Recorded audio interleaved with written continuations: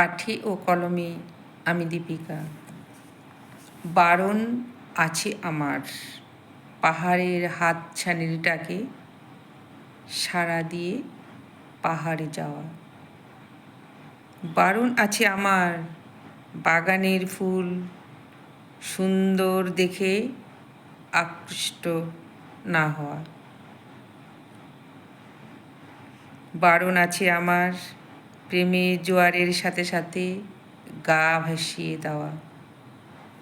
বারণ আছে আমার চাঁদ জানলার কাছে আসলেও তাকে হাত দিয়ে না ছোঁয়া।